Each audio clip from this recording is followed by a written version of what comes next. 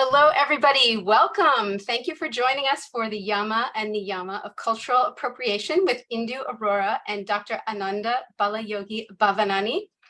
I'm Lizzie Leone. I help support Indu and Agota Sheshtak with Yog Sadhana, and I'm also the editor of two of Indu's books. If you haven't already, please post in the chat where you're joining us from today. We've got a lot of people today, so it's going to go pretty quickly, so I'll try not to take too much time, but I want to go over a few things.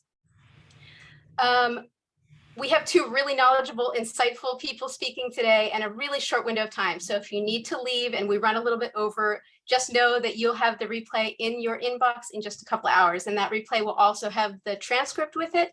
So if there are links you need or recommendations or something, sorry, the chat transcript, not a transcript, but it's the chat transcript, anything we type in the chat. So if you need links, those will all be in there. If you have any technical questions, you can message Agota. She's going to appear as Yog Sadhana up in YS, actually, up in the participants. I'm going to post all of this in the chat so you'll see.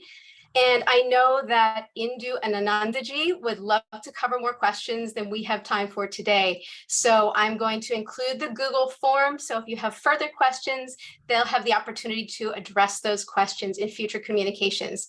Finally, as far as the warm-up, if there's any way I can help you today, definitely just message me and I'll do my best to help you however I can. So without further ado, I'm going to get started by introducing our two lovely speakers, Indu Arora and Dr. Ananda Balayogi Bhavanani.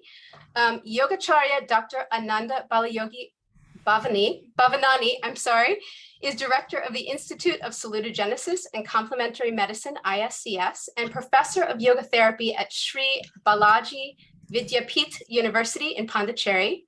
He served as a member of numerous expert committees of the Ministry of Ayush, including its steering committee of the Yoga Certification Board, National Board for Promotion of Yoga and Naturopathy, Scientific Advisory Committee and Standing Finance Committees of Central Council for Research in Yoga and Naturopathy, which is CCRYN, expert committees for celebration of International Yoga Day and the Yoga and Diabetes Program. He's the consultant resource person for the WHO Collaborative Center in Traditional Medicine, Yoga at MDNIY in New Delhi. He's also executive council member and joint secretary of the Indian Yoga Association and senior vice president of the National Yogasana Sport Association. He's an honorary advisor to the International Association of Yoga Therapists, IAYT, and Australasian Association of Yoga Therapists, and Gitananda Yoga Associations worldwide. So I'm going to post all that in the chat so you have all of that. So welcome, Dr. Anandaji. Indu considers herself a student for a lifetime. For more than 2 decades, she's dedicated her life to studying, contemplating, and sharing yoga and Ayurveda. She's the author of Yoga, Ancient Heritage, Tomorrow's Vision, a favorite of yoga teachers and students, and as a leading expert on mudras, her 2014 book, Mudra, The Sacred Secret, has been translated into French and German. Her most significant influences are her parents, teachers, and nature, though she considers nature her greatest teacher and enjoys every opportunity to witness a sunrise. In her words, yoga is not to be learned and done, but explored and realized. She travels extensively throughout the US, Canada, Europe, and India to teach and speak about yoga, Yog Nidra, Ayurveda, and mudras. She finds true pleasure in exploring new ways to distill, simplify, and share yoga and Ayurveda with her students. And her unique gift is in helping students bring yoga and Ayurveda to the heart by making them an everyday practice. So welcome, Indu. We're going to address our topics in just a moment, but first let's begin with an opening mantra. Indu?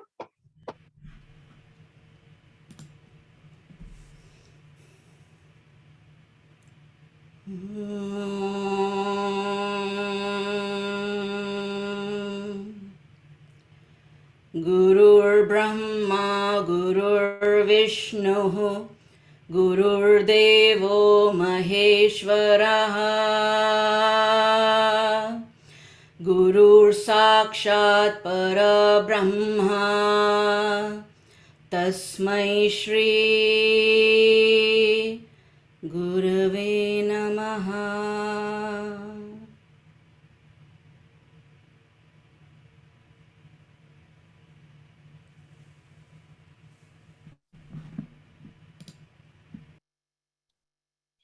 Thank you, Indu. So let's get started right away with Anandaji with the most obvious question. What is cultural appropriation or misappropriation? Namaste, Swagatam, Vanakkam, Bonjour, Buongiorno, Buonasera, Buonanotte, Kuya More, Boreida, Kio Ora, Salamat Pagi, Ayu Bovan, Ayushman, Bhavat, Shubdinam, Subrat, whatever greeting is in your language, greetings, greetings, greetings. Such a pleasure to be with all of you and address along with my dear younger sister in yoga, my dear Induji, this most important burning topic of modern yoga, the topic of cultural appropriation, or as I see it, misappropriation. A topic that comes up because we are dealing with a living tradition that it is not only living, but thriving. A living tradition that is kept alive by the wonderful culture of India, that is the timeless Sanatana Dharma. When we talk about misappropriation, we are talking about not giving credit where it is due. When we give credit, it is appropriate. When we don't give credit, it is misappropriation. As a scientific researcher, whenever I write any scientific research, it is important that I cite my references. I quote those who have done work before me and stand on the shoulders of the giants who have done immense work before me by rightfully, appropriately quoting, citing their work. If I do that, it is legitimate authorship. It is legitimate scientific research. But if I don't do, and I make it sound like I am the first person to ever have come upon these findings, if I start to take it out of context and I use other people's ideas, concepts, teachings without proper attribution, it is intellectual property theft. Today, we are finding that the timeless traditions of yoga that come from Sanatana Dharma are so often used out of context. Yoga in proper context is cultural appreciation. Yoga taken out of its cultural context is misappropriation. To talk about the cultural context, it doesn't mean you have to be an Indian. It doesn't mean you have to be a Hindu, but we must recognize the source of the teachings. We must remember that these teachings, which are universal, sprouted in the fertile soil of the cultural traditions of Bharat, that today is called the geographical entity called India. When we recognize that these traditions have been kept alive by great masters, so many lineages, so many traditions, where one master teaches their disciples in what is called the Guru Shishya Parampara, that has continued, where the Guru, from the mouth of the Guru to the ear of the student, and that student then becomes a Guru to the next student, and this tradition, in Tamil, we call it Vazhayadi Vazhai. Just like the banana tree, the new tree sprouts at the bottom of the previous tree. The Shishya, the student, the Chela, grows with the recognition, the blessings, the love, the benevolence of the Guru, and takes the tradition forward. So many traditions are there, still living in India.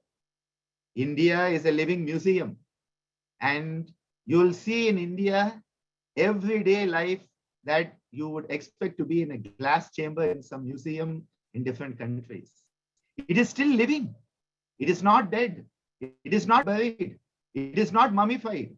And that is why it is so essential that Each and every yoga teacher, practitioner, therapist, well, every yoga lover must acknowledge with reverence, with love, with gratitude, this timeless culture that has gifted yoga to humankind.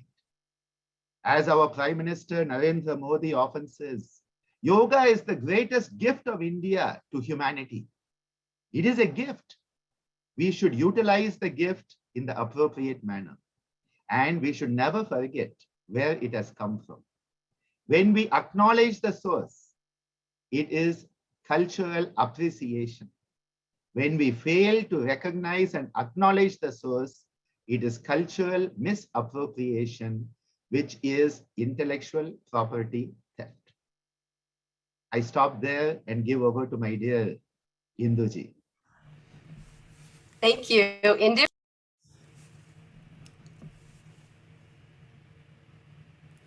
Please accept my greetings. My love, I'm joining you from Minneapolis, Minnesota. It is morning here. So a very good morning to those who are from the Midwest, from this coast. And please adjust the greeting. I would say, just like my teacher says, please adjust the greeting according to your time zone that you're joining from or you will watch from later on. Thank you so much, Ananda. And I call him my big brother. And in Tamil, that would be Anna. So thank you, Anna, for sharing that wisdom. Apart, I don't know what else I can add, but here are some things that are coming to my mind. I feel that whenever there is presence of ignorance, there is appropriation. And because of that presence of ignorance, it leads to many things else. It leads to greed. It leads to insecurity. It leads to fear of losing what I currently have if I adopt something in complete context and discontinuation of that. So to me, cultural appropriation happens when knowledge is taken out of context, as Anandaji also mentioned. And along with it, there is the strong presence of avidya, ignorance, lobha, greed, abhinivesha, fear, and there is attachment, and there is insecurity. All these things lead to appropriation. Some of the examples that are coming to my mind, because I feel not just that I consider myself a student of this subject, I know I am. This is the only truth. Everything else can be whatever it is, but this is the biggest truth. I'm simply a student of this subject. And I know that I learn with examples. So I'm going to give some of the examples that come to my mind. And please know that whatever I'm sharing is from my limited experience. I cannot speak for the entire country. I can speak from my limited experience what I think is appropriation. Some of the examples that come to my mind is sometimes when we know some Sanskrit words and we play with them, create a word play, for example, namaste, that we don't understand what is the meaning of namaste and we think it is cool, so we kind of start playing with it. At the age of kids, it's okay, but I think as grown-ups, we should strive to know better, to learn better. The other example that comes to my mind is some cultural associated, oriented sacred items, like this bindi that you see that I'm wearing, or the mala that you see that I'm wearing, or the murti of Patanjali that you see on my left side, or a mandala, or incense. These are very specific items that are utilized in certain rituals with awareness. And I will give the example later on what can we do about it, or how can we be completely informed about it. But right now, just some examples. Or the using of, or the desire of having a spiritual name. The spiritual name is given to an aspirant by the guru in order to continue the message. When the guru, the teacher, thinks that the student is ready, there is a ripening of karma, there is a ripening of mind, there is a ripening of experiences. It is not something that we can ask for or simply attach to ourselves just because we think it may make us more authentic or bring a sense of belonging or a sense of authority. It's really none of this is the goal of yoga to start with. Another example is sometimes taking out Sanskrit names subtle practices, mantras from the practice because we think it may not suit a specific environment. My dear friends, it is still yoga. If we want it to work for us, we have to accept it in its totality. And there is a purpose of each of these. Without subtle practices, it is not yoga to start with. Yoga, in my limited understanding, is a work in, it is not a workout. Other example that comes to my mind is with ignorance using titles like yogi, yogini, guru. These are very heavy titles, my dear friends, and I say it with all humbleness. And I'm not saying that we use it knowing that we are doing something which is not appropriate. At times we may not even know what the terms really mean. Yes, this is another thing. Then other example that comes to my mind is certain yogas which have become styles. Yoga was originally a path. It is a path. It is not something which was. As my dear brother said, it is a living tradition. There is no was in yoga. There is no will be in yoga. There is always is in yoga. And what is not a part of yoga is pleasure-oriented styles. And I don't need to say the names, but some examples like beer yoga, goat yoga, wine yoga, chocolate yoga. There is nothing wrong with beer, wine, chocolate, goats. I think all these things are pleasant and wonderful and loving for those who love it. But I don't know what are they doing with yoga. Okay, second thing is some trend-oriented yogas. For example, hot yoga, cold yoga, power yoga, sculpt yoga, isometric yoga. Why? It's just, these are trends. As Anandaji said, trends come and go. Yoga is eternal. And we don't need to add anything to yoga to make it more stronger, more powerful. This word is complete in itself. Or sometimes we take away yoga from yoga. For example, I'm seeing these things currently. For example, Shavasana just called as guided relaxation, or Yog Nidra called as non-sleep rest yoga, or pranayam called as breathing exercises, or asanas just as poses or posing. I just feel that we are taking away the essence. There is so much more to pranayam than just manipulation of breath. Pranayam deals with prana, and breath is simply a subset of prana. So I think I will stop here. I think I've taken 1 minute extra. I have many other examples in mind, but handing it over to you, Lizzie. That's okay, Indu, because you can respond to the next question, and I think it's a nice segue. So the next question is, how do I know when I'm misappropriating?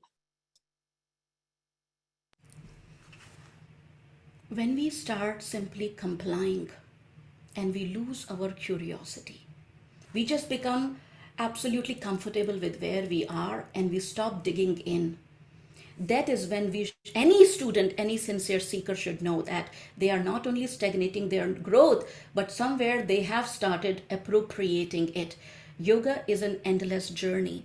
We have to be an ever learning, curious student of yoga. And when we are not that, there are 3 parameters, my dear friends, that I want you to keep in mind. Are we doing Ati Yoga, Heen Yoga, Mithya Yoga?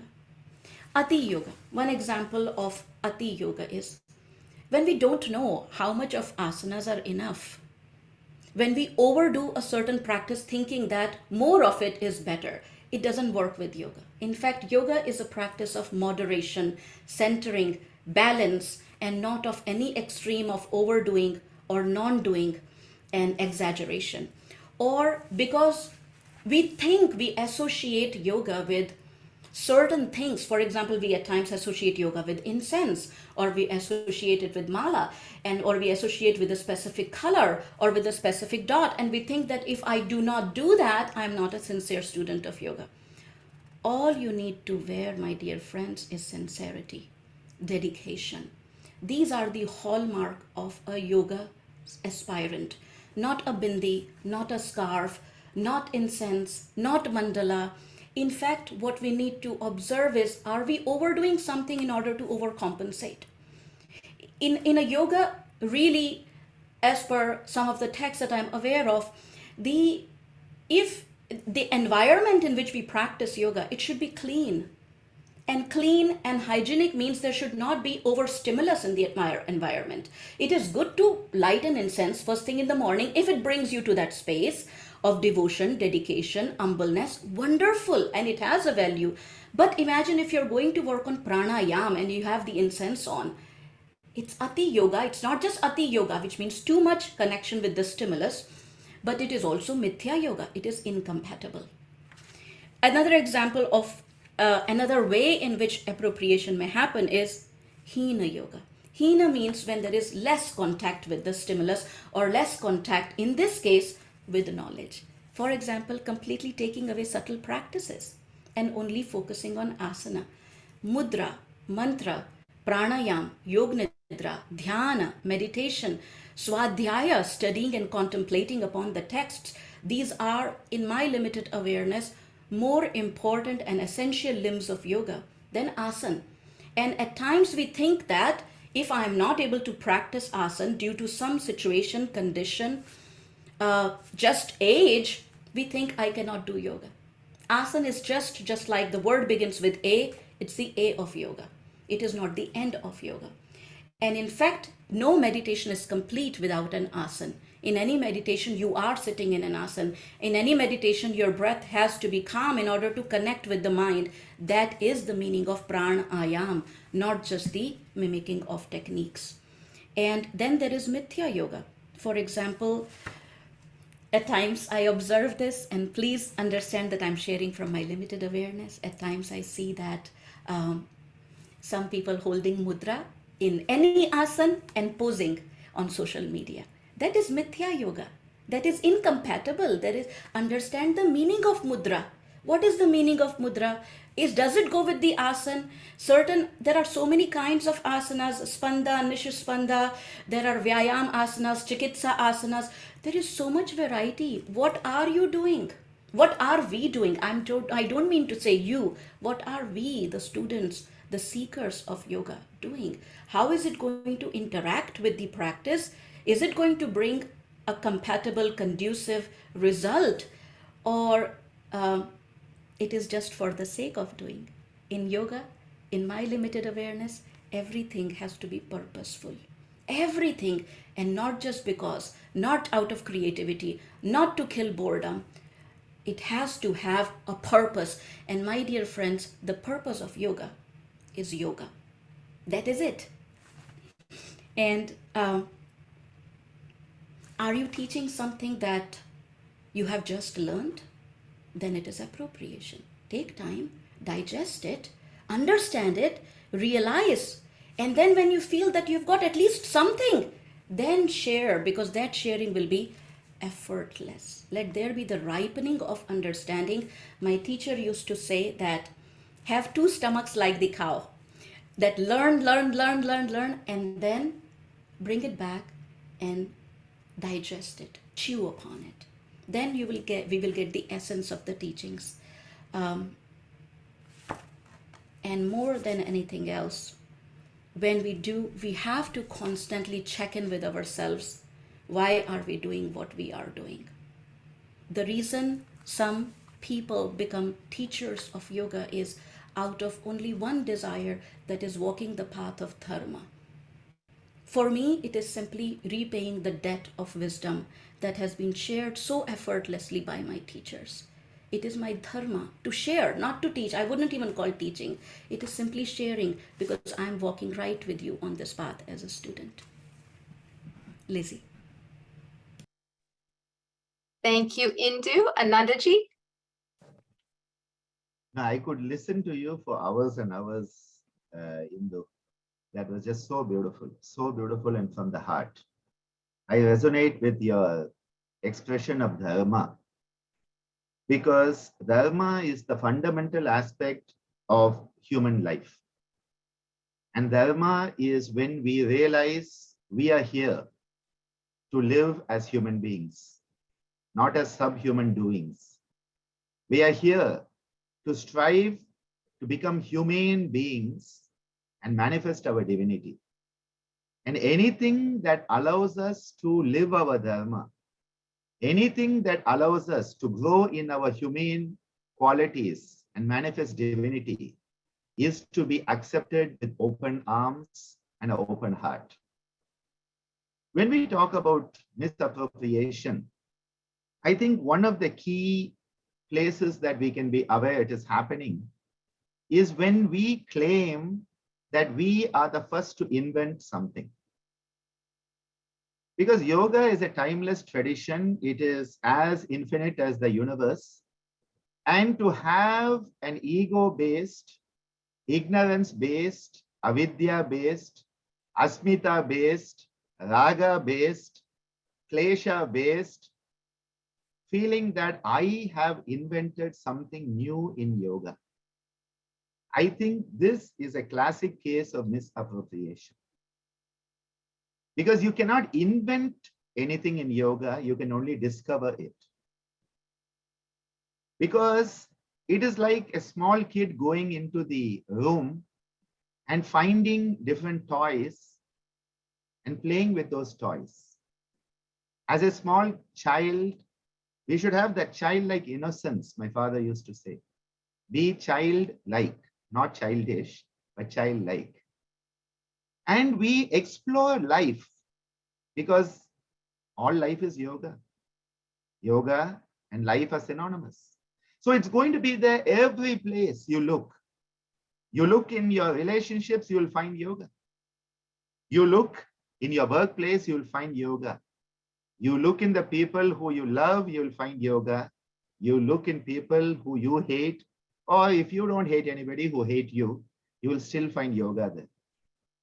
And so when we start to claim that we are the first to do it, we have created a new version of yoga, we have created new techniques, it is the height of misappropriation. It is like the modern water companies that take the groundwater, steal it from communities, put it in a bottle and then sell it under their label. That same misappropriation of natural resources we see happening in the natural universal resource called yoga, where we start to label it and we start to threaten other people that you are infringing on my label. Who are we to label yoga? As my father would so beautifully say, yoga is yoga, is yoga, is yoga. And the moment we label it, the moment we try to put it in a box, it is not yoga anymore. Because yoga in a box is not yoga. The only things found in boxes are dead. Living things should never be put in a box. And yoga is a living entity. So the moment you put it in a box, you have created misappropriation. So the moment you say, only this is yoga, it's already misappropriation. The moment you say, only my path is correct, it is already misappropriation. Because our Vedic literature says, Ano Badra Kritavo Yanto Vishwata. Let noble thoughts come to me from all directions. Ekam Sat Vipra Bahuda Vadanti. The reality is one, different people call it different names, and you start to see the oneness in everything. When we start to see that, we cannot claim that my yoga, you are stealing my yoga, you have infringed on my copyright. The moment that you and me comes, it is pure business. It is not yoga anymore. Because yoga is qualitative, not quantitative. The moment we say, I'm going to measure yoga, it's like taking a bottle and going to the ocean and saying, I'm going to measure the whole ocean. You can only have a representative sample of the ocean in your bottle. We will understand only that much of yoga as we are capable of at that moment of time. Whatever vessel we have, we can fill with yoga. But then to say, my vessel has the whole of yoga, is misappropriation. To remove the living language of Sanskrit, some people call it a dead language, that is pure ignorance. Every mantra chanted is Samskrita. How can you call it a dead language?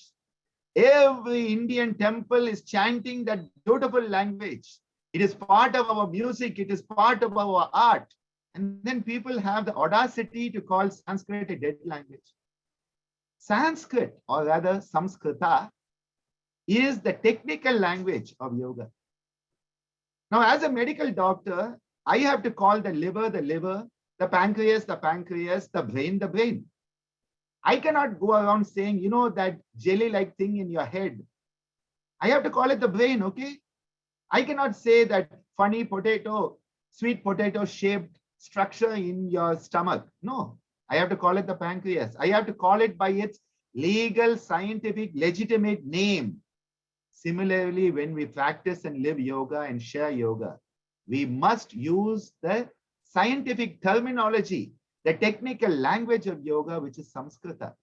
We can then explain it, we can translate it, we can explore it, but let's not deny the connection of Samskrita with yoga, because the moment we say, I do not like Samskrita, I must remind you, yoga itself is a Samskrita word.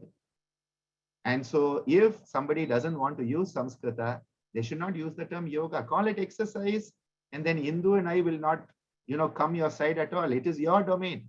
But the moment you say YOGA, well, you will have us popping up on your screen. Over to you, Lizzie. Thank you, Anandaji. The next topic, we're going to go back to you, Anandaji, with a final topic. It is, how do I change misappropriation into appreciation?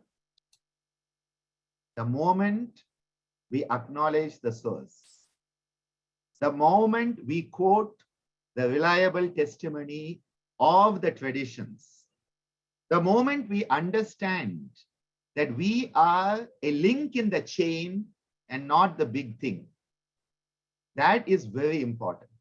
Humility is very, very important, because without humility, appreciation cannot occur.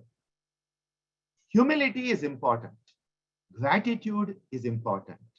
Respect is important. Love is important. When we love yoga, when we respect the tradition, when we acknowledge those who have come before us, at that moment, we start to be practicing appreciation. The context is what matters. Because as Induji was saying, incense in context is appropriate. Incense out of context is misappropriation. So everything has a context. Where is a mantra to be used? Where are you to display images of Hindu gods and goddesses? Where are you to use the Samskrita shloka? How to use it without making mistakes? How to define it as defined by tradition? This is how you start to practice.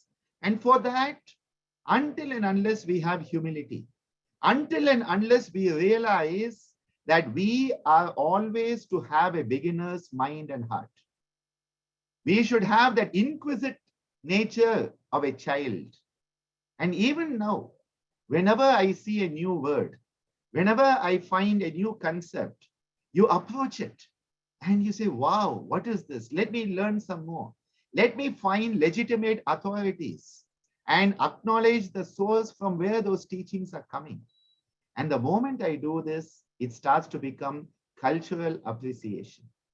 So cultural appreciation is not just wearing Indian clothes, having an Indian name, and calling your studio an Indian name. That is not cultural appreciation.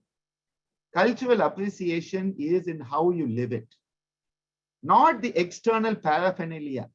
The paraphernalia, when used out of context, actually becomes misappropriation. And this is why those who practice appreciation, you will find that normally they are the living example of the teachings of yoga. They will live it. It doesn't matter the color of your skin. It doesn't matter your name. It doesn't matter your religion, your nationality. It doesn't matter. Because what matters is, are you a living embodiment of yoga? Because yoga is an embodied practice. It is not just knowing the Bhagavad Gita from front to back and back to front.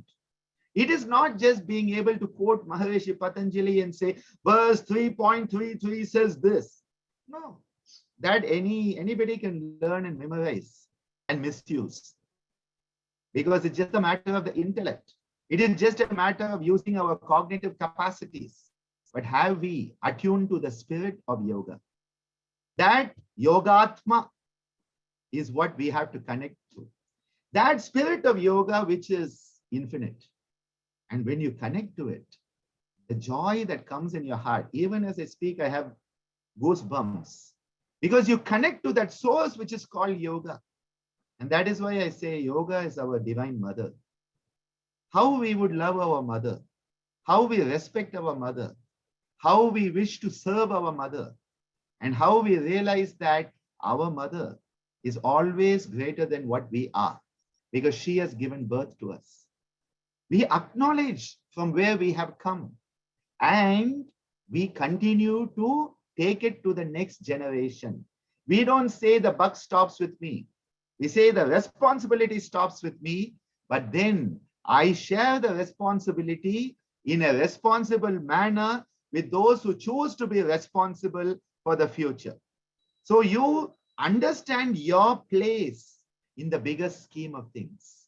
The moment you have that humility to know that you are not the Mr. Big Know-It-All or the Mrs. Big Know-It-All, automatically you respect those who have come before you.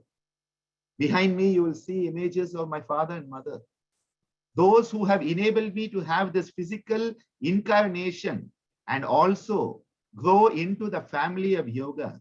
And to this moment, continue to nourish me through these teachings.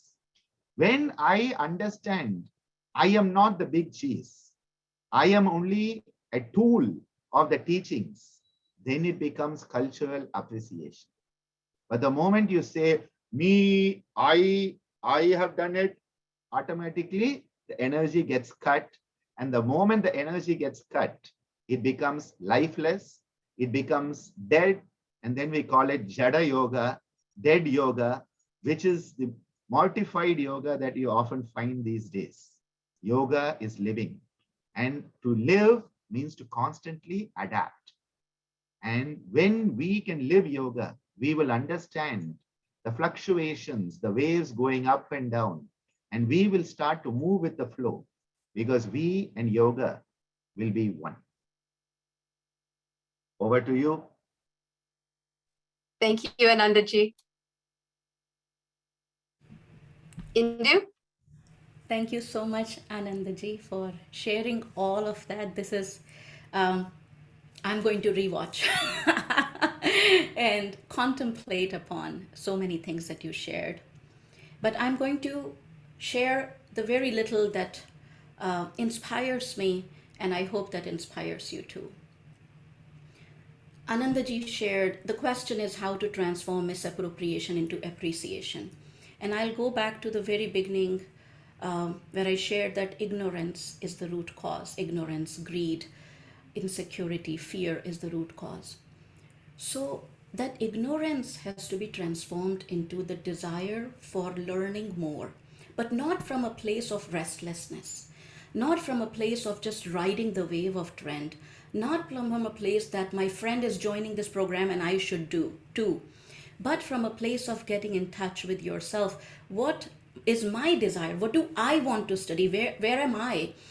And I'll go back to the point of Samskrita, that how important is Samskrita as the integral compass of yoga. You know, so many times I've seen some words misinterpreted, mirror translated. Let me give you an example. Mala Asan, maybe you have heard of this.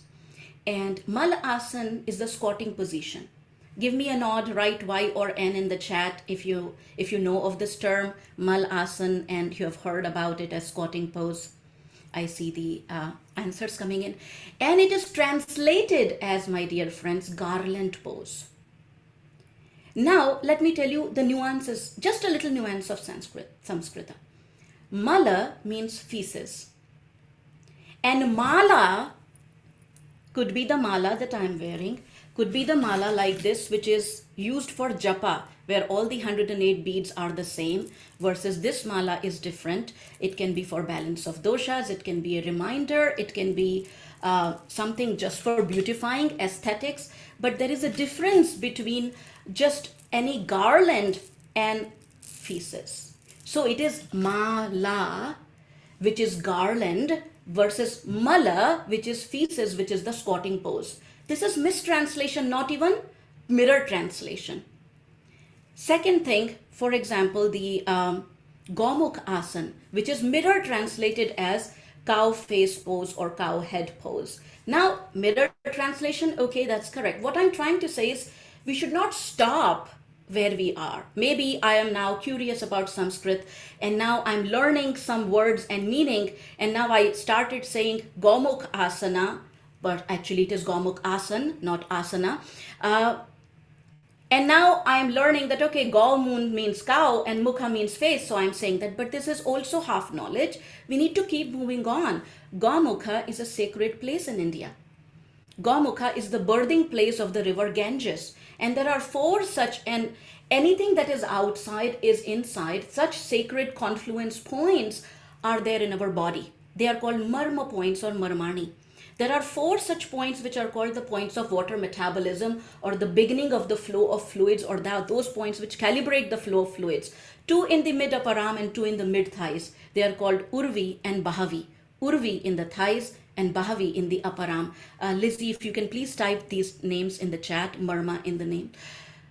Now, when we practice Gaumukh Asan, the leg over the other and the arm raised up, what it does is it naturally stimulates these marma points, which allow the flow of lymph, the hormones, hormonal fluids, the water circulation in the body. That is why it is Gaumukh, not because the knee over knee and the foot looks like the ears and the face of the cow.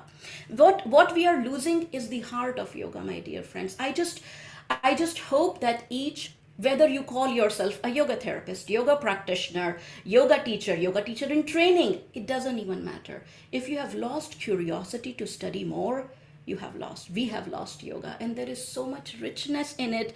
I cannot tell you the things that I learned from my teacher when I was 20. I'm 44 now, going to be 45 in 3 days, in few days. And I am peeling off those layers after 22 years. And maybe it has taken too much time for me to reach there. And I'm still a beginner. But I just feel it takes time. It takes time for a bud to become a flower. We cannot fast forward that growth. We have to stay with it. But at the same time, I would also say that be very discerning about your sources of education. Unlearning is way more difficult than learning, my dear friends.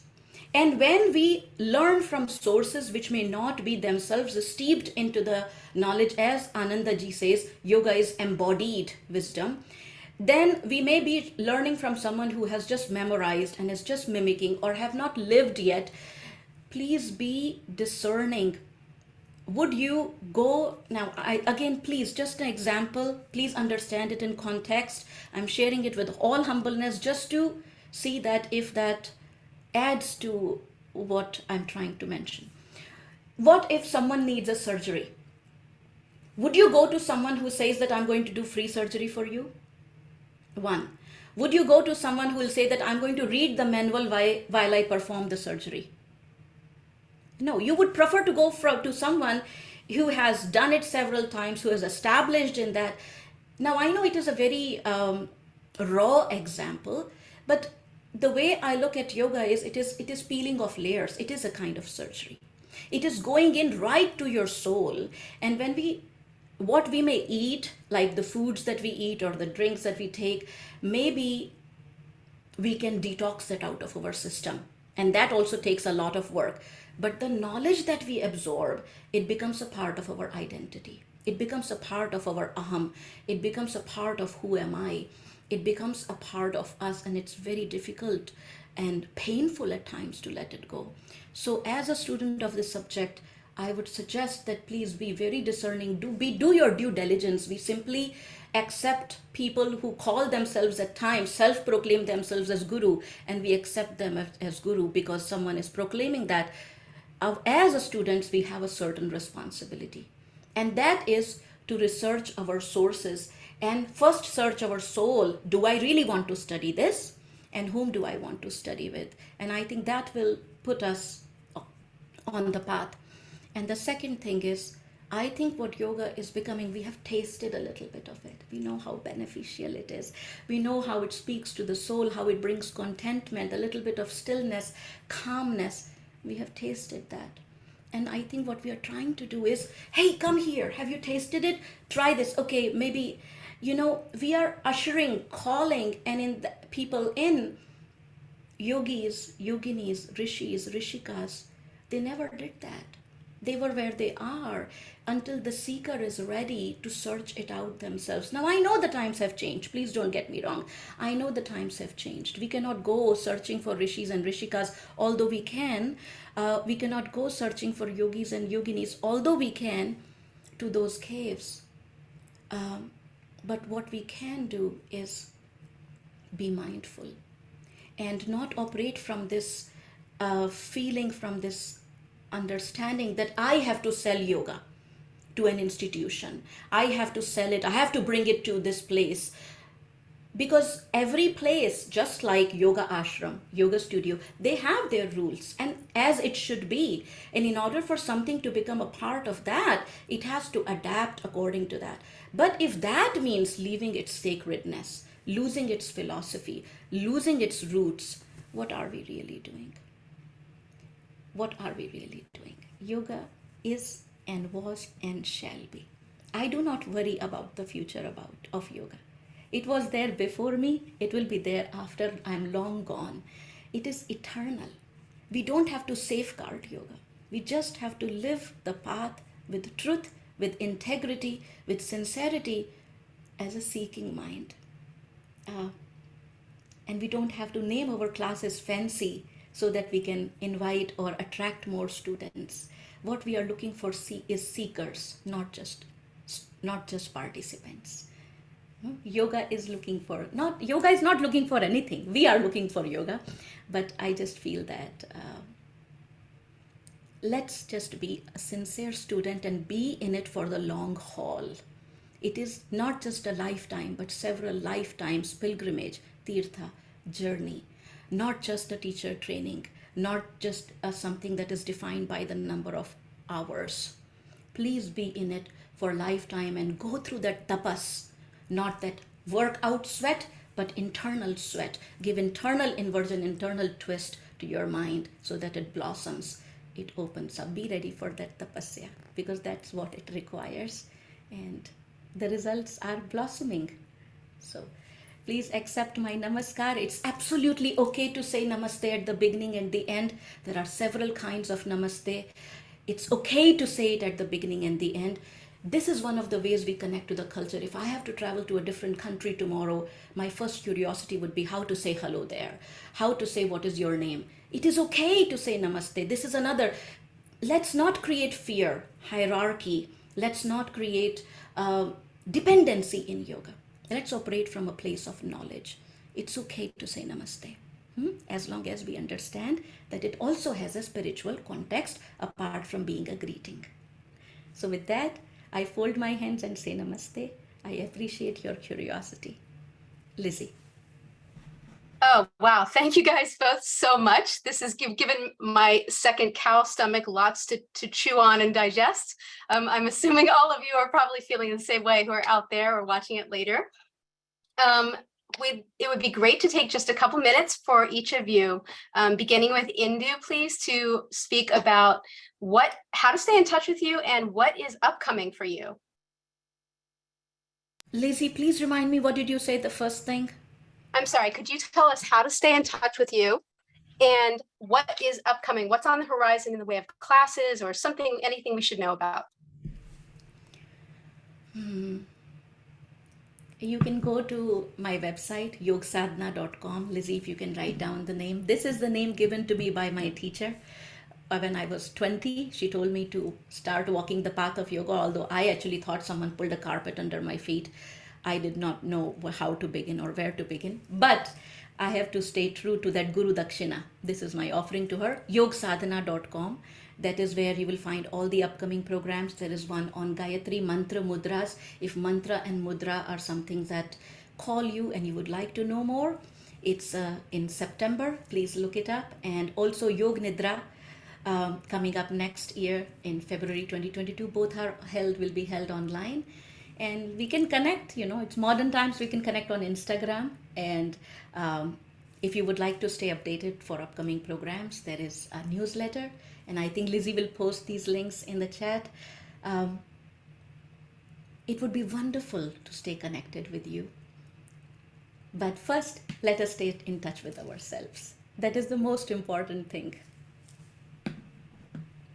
Thank you so much, Indu. I just want to jump in here and say quickly that both of these wonderful teachers have a lot of things you can find on the internet, a lot of YouTubes or podcasts, and I really encourage you to go out there and look for them. A lot of them are, once you're on Instagram or Facebook or on their website, you'll be able to access those things. So I'm posting those links. You can always go back to the chat transcript and find those there. So Anandaji? Well, I believe in sharing is caring.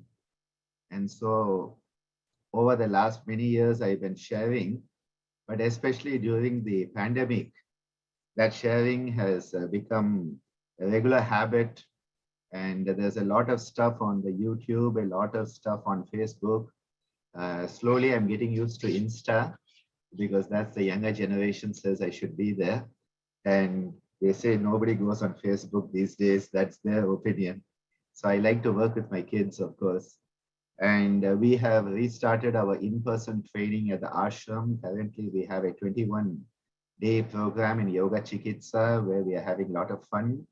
And we have a lot of online stuff coming up, including a to be announced program on chakras with my dear Sangeeta as a continuation of Nada Yoga. But I think more than anything, you just have to put Bhavanani and yoga because there's no other Bhavanani in yoga. So it's easy to identify. Most Bhavananis are in business because it's a Sindhi business community.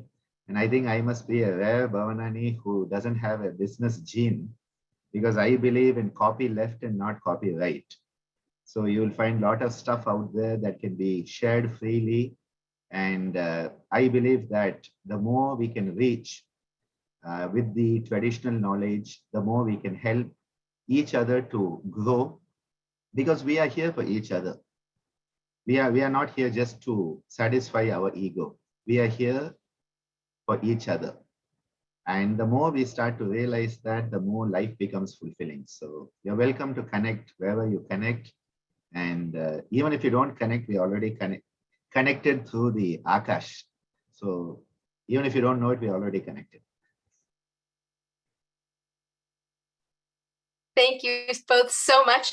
Just a couple announcements, and then maybe Anandaji could do a mantra for us to close. So just a couple things. Thank you guys so much. Thank you to our wonderful speakers for sharing all of your thoughts and wisdom today. And thank you all for showing up here on a Saturday. And for those who aren't watching in person, we're grateful for you as well. We would love for you to post your thoughts in the chat, a takeaway or something that surprised you, or whatever your thoughts are, your impressions. If you're watching this later, we will be sending out an email, and you can fill out. You can email back to us and let us know your thoughts. So we definitely care about how you're feeling. If you feel like this was informative for you. As far as logistics with the video replay, you should get that email in just a couple hours with the link to rewatch the video. You'll have access to it for 14 days, including the chat transcripts. And if you have any questions that are technical questions later, you can email info@yogsadhana.com. You'll see that in Indu's connection info. It's all in the chat there, or you can go to her website and find it again there. And if you could please we'd be honored if you would do a mantra, Anandaji. Thank you, everyone. Yes. There's a beautiful mantra in our Vedic literature that talks about completeness, wholesomeness, and Purnam. And that Purnam is what we are experiencing today. Thanks to each and everyone who has been part of this, because each one of you is one of the pixels in the giant image that is the Purnam itself. Oh. Purnamada Purnamidam Purnat Purnamudachyate Purnasya Purnamadhaya Purnameva Vashishyate. Om Shanti Shanti Shanti. Om Shri Gurubhyo Namaha Hari Om.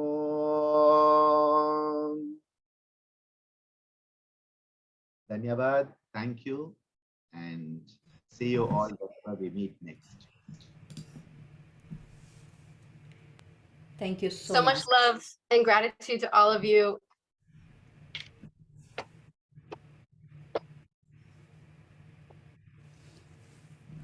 Thank you, Lizzie. And thank you, my dear Anandaji.